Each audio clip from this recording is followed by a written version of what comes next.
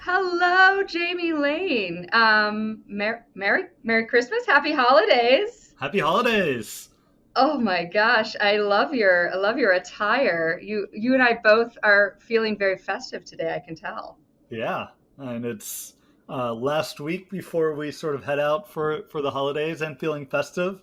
We're filming here on a Friday, getting ready for the weekend. Yes, Uh, we I, are. I'm ready to start my Christmas shopping this weekend. I was just So, about to ask. I was like, are you behind or ahead? What kind of Christmas shopper are you? so for me, starting on the 17th is ahead, starting on the 23rd is behind. Yes, yes. I will be starting on the 23rd, so I will be behind, which is on brand for me. But yes, you are a prepared kind of guy. I agree. I completely agree. Speaking of being prepared, today we're going to walk people through our November numbers, how November shook out for us, and talk a little bit about how we expect to end the year before New Year's. And then maybe we'll even give people some idea of what it's going to look like in January and the spring, huh? Shall we? Yeah. So Mariah, I was just out in Denver with you. We filmed the Outlook report. We spent a lot of time sort of preparing ourselves for the year ahead. Not very often we get to spend a whole week together, sort of talking about in the industry, talking about our own business, talking about what we're seeing, sort of the tone of the year ahead. So I'm starting off after spending a week. With Uh, you? with How am me, I are feeling? you feeling better or worse about the direction of both our industry and the economy? Oh my gosh, I love these loaded questions. Well, let me just state, I always feel better after talking to you about both of those things Uh-huh. because you give me good, realistic perspective on it. So yeah, I'm gonna go with the middle. I'm cautiously optimistic.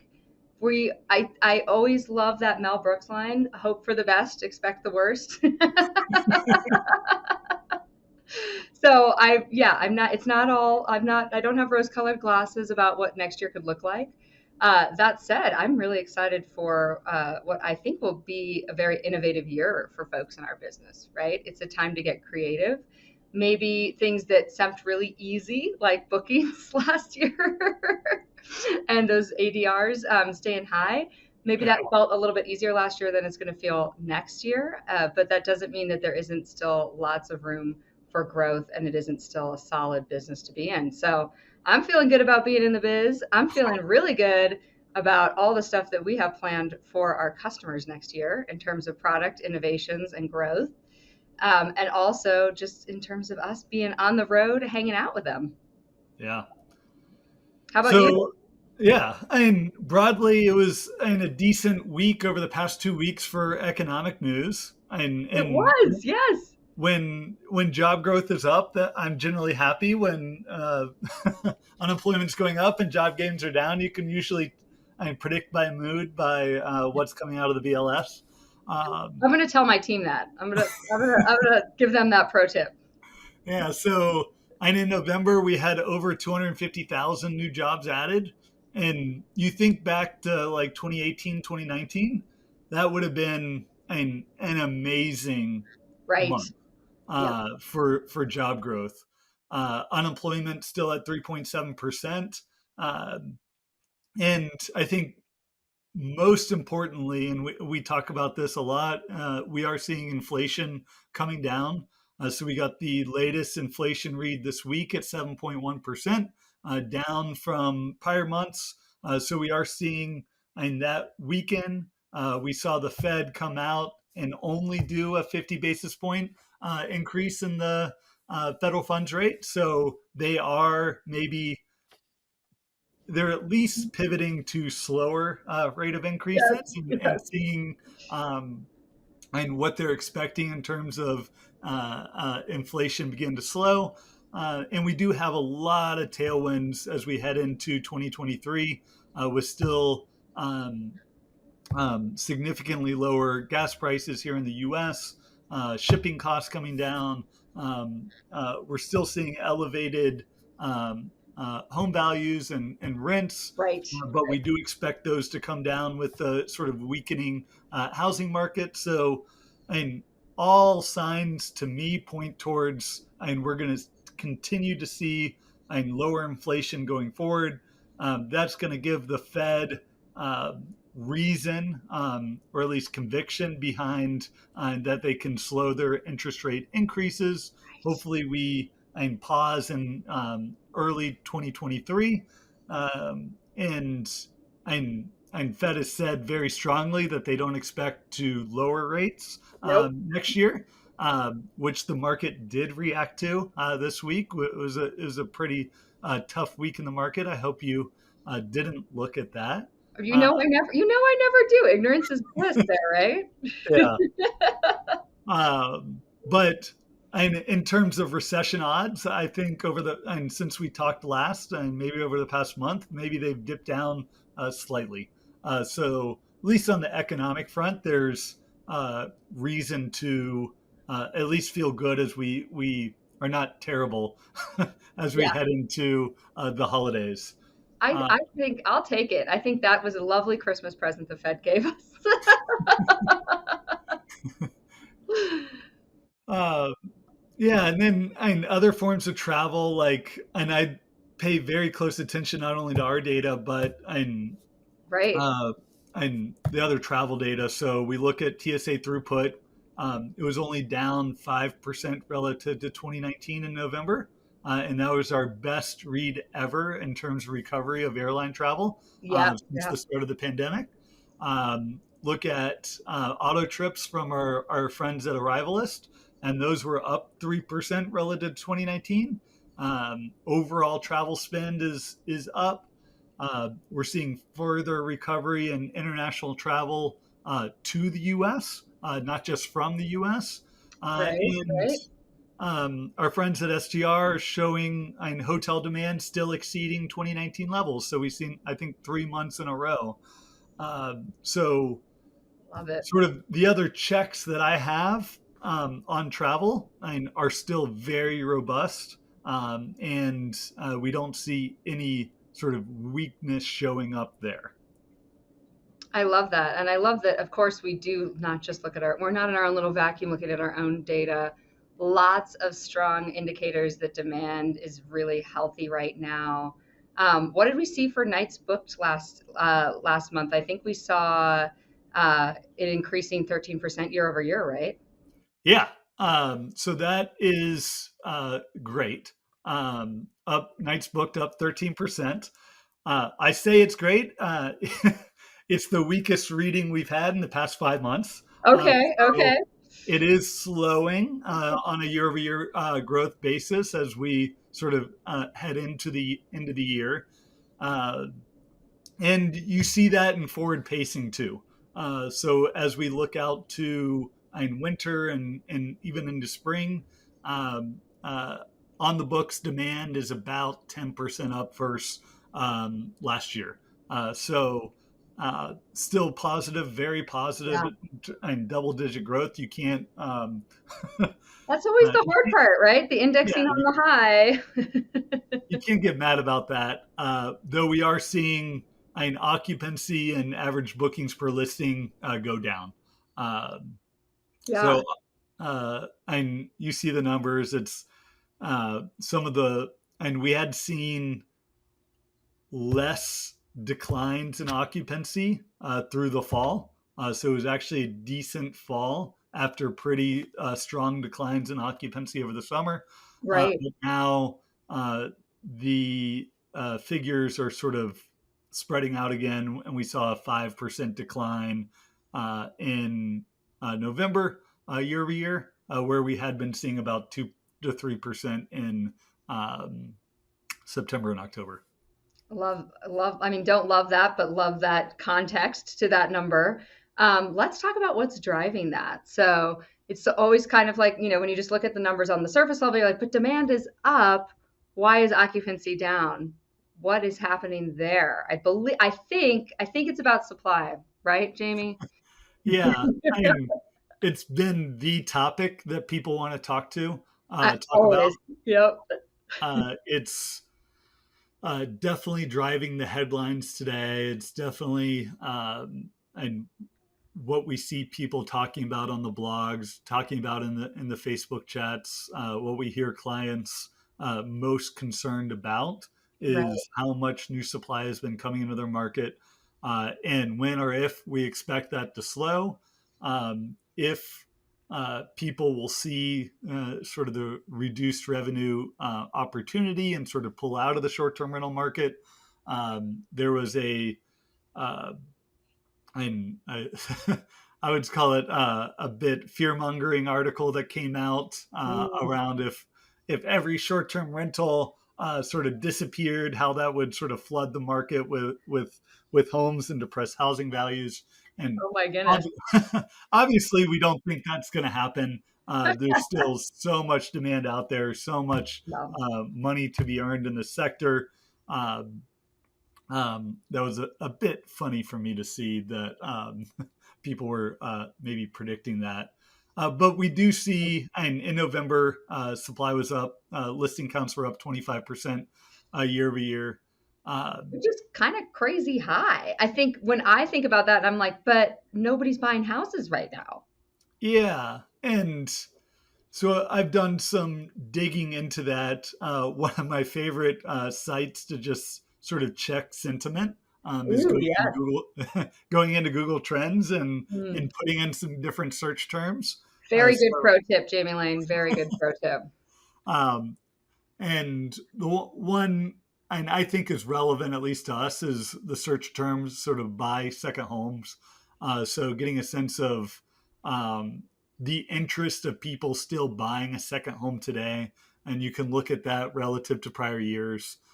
We did see a massive uptick in that search term after the start Wow. of the pandemic. It's been very elevated over the past 2 years relative to 2018, 2019. And we're still not seeing any decline in that search volume. So people are still interested in buying a second home. We Yeah. do see an overall purchases, overall listing counts, all that declining anywhere from 20 to 30%. Yeah. But when you look at year over year growth in supply for short term rentals in the US, we haven't yet peaked. We still see that Not reached continuing the to peak. tick up. When we look at new listings, so how many new listings do we see in the US come on to Airbnb and Verbo? In November, we were about 64,000 new listings. Wow. That's the highest read we've seen in November over the past 5 years. So, That is uh, that's crazy. yeah, while we expect supply growth to slow, and all our sort of forward indicators are showing like, hey, supply growth should slow, but we don't yet see that actually showing up yet.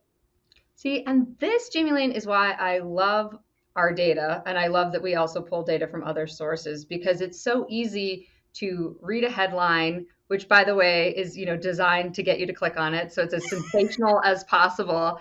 I particularly love the ones where it says something in the headline, you click on the article, and the article literally says the exact opposite of what the headline said. And you're like, well, that was confusing. So even though I think as humans we all want to sort of take the shortcut, we want to trust what, the news is saying to us. There's, really like peeling it back a layer or two and looking at the data because it's a confusing story, it's a confusing message. Okay, housing prices are, haven't really started to go down even though maybe demand for purchasing houses is declining. Why wouldn't supply be sort of declining too? Well, people still believe in the industry and still believe in the investment possibility. I know I asked you that loaded question on the last podcast. I won't ask it you again. But I mean, I'm feeling relatively confident about making some real estate purchases next year as well. So there you go. All right, so supply definitely is driving occupancy down a little bit. I think the other thing that, of course, we address in our latest report is ADRs, so average daily rates. Is it so simple as for me to just say, okay, supply is up, and so that's leading to lower ADR? Is it a more nuanced story there? How should we be looking at our revenue for sort of Yeah. closing the year, getting into next year? Yeah. So you don't take occupancy to the bank, you don't take ADR to the bank, you take revenue, right? And so That's a great quote. revenue per available listing was an essentially flat year over year, up 0.4%. So occupancy was down 5%. Average daily rates and outpaced the falling occupancy, up just over 5.5%. So that is sort of saving revenues at the moment. Is that Okay. we're able to charge more per night. Uh, and we don't just see that overall, we see that across just about every location type now. Most markets are still seeing increases in ADRs. The weakest ADR growth is in mountain lake markets, where we Got had seen some pretty significant um, supply growth.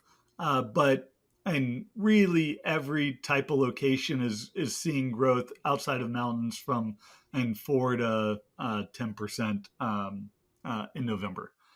So we're fortunate for that, with the caveat that inflation was up 7%. So we're still not growing at above inflation levels, right.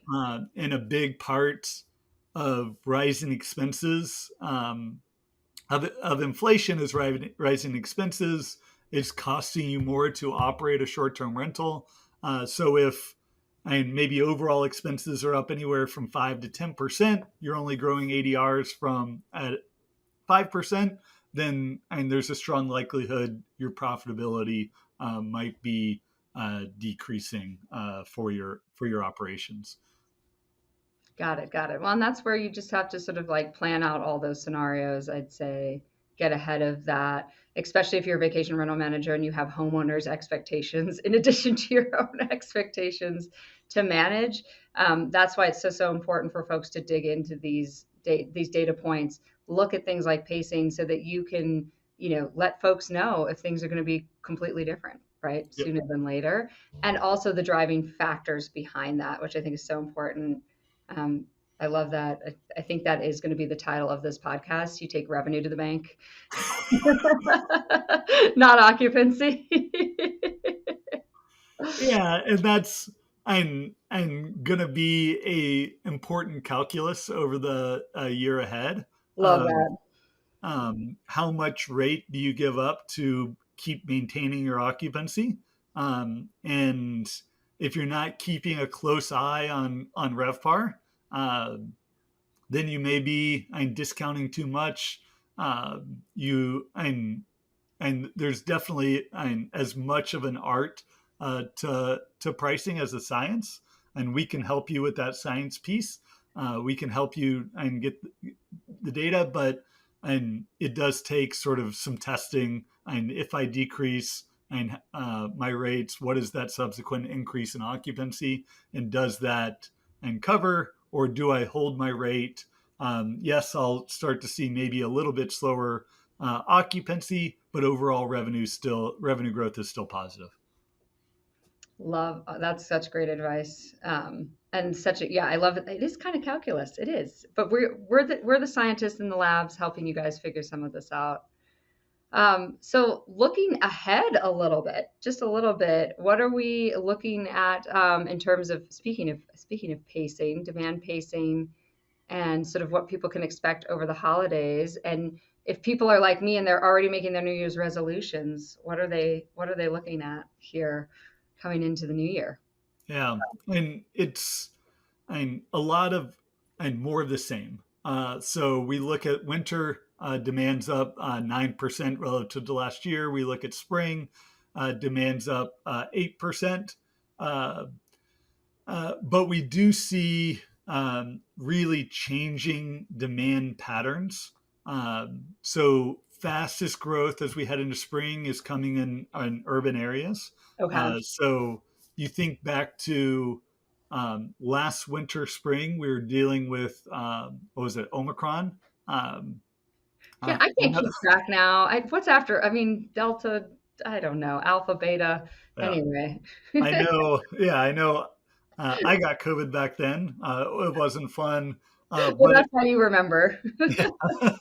but it did sort of coming out of that in the winter of COVID, March, April, everyone started booking, and we saw Yep. really strong booking activity coming out of that. So we are going to be coming up against those comps.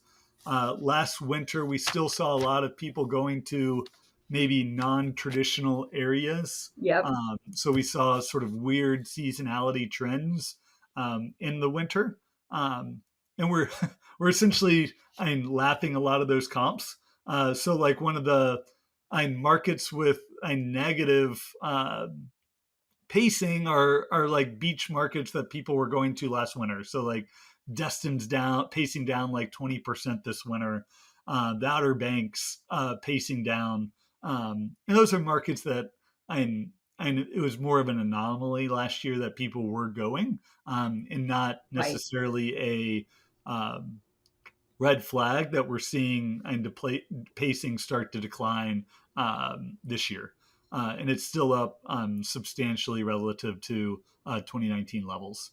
So that's where if you look at in our coastal markets, and demand's essentially flat to slightly negative, and even substantially negative in some markets.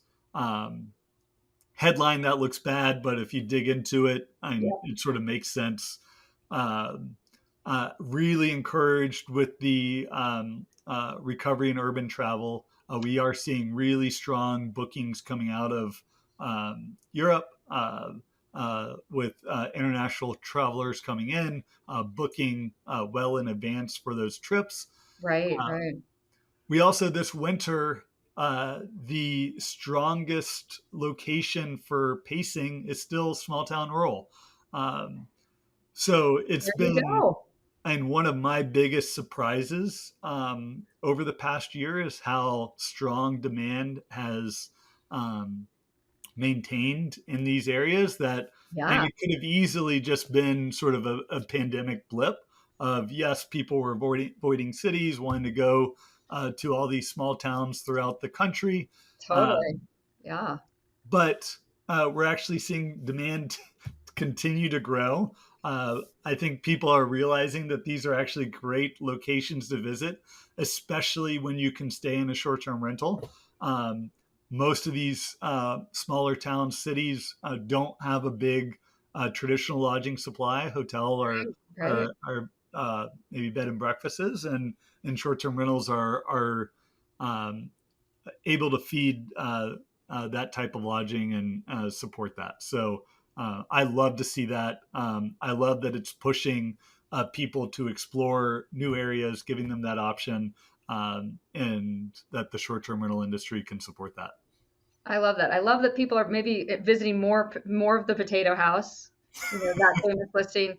But certainly true for us the last couple of years. We've been finding sort of these little tiny towns in Colorado to stay in that have a lot of small town charm. You can Mhm. avoid some of the big crowds. So rather than going to Vail, we went to Salida, which has a tiny little resort next to it for skiing. So it's nice to see that trend hold true, but I think you're absolutely right. And I think we spent a lot of time talking about last year as an anomaly, right? In Yep. terms of like where you're looking at things that were just like demand went places that it normally doesn't. And so, you can't expect that necessarily to be true this year. I also booked far in advance for the spring, a big holiday vacation that we're going on. So people are maybe sort of getting back to some of their old, more common patterns in terms of how they look at travel. And that needs to be accounted for in some of your sort of projections for next year as well. As Yeah. good news. And all this small town talk gets me excited about watching some more Hallmark movies. So Oh, what Jamie Lane, you're speaking my love language. Oh, do you know what? Do you know what? Okay, I want a fun fact, Jamie Lane. I was listening to NPR as I do, shameless NPR plug, and they had the most beautiful word for it. It's called holiday wallpaper. because you play it in the background. You play the Hallmark movie in the background while you're just doing whatever else you're doing at the house. Yeah. And then they were talking about how much fun it is because they film in the summer. Like they literally put ice packs in their coats because they're so hot. So tell me more about your Hallmark because our fans need to know this. Our fans Yeah. need to know this. Is are you watching Hallmark movies too? And it's really driven by my father-in-law, who just loves them. And every time we're at, and they live nearby, they're really helpful with the kids. So That we is yes. go over there Shout pretty out often. for And in-laws. it is exactly like you say. It's just always on. There's something, and you usually get sucked into it. So You know what? I love a happy ending. I love it when the girl gets the guy and everybody's home for Christmas and it's white Christmas, all the rest. Um, Speaking of happy endings, I think we are ending 2022 on some really high notes here as a business. Super excited to see what happens next year. Again, I think there's lots of reason for optimism. Jamie Lane, any parting words for our viewers before we wish them a happy new year? no, and I think, and we went through everything sort of and top line numbers, and and I do wish everyone a happy holidays, and a successful 2023.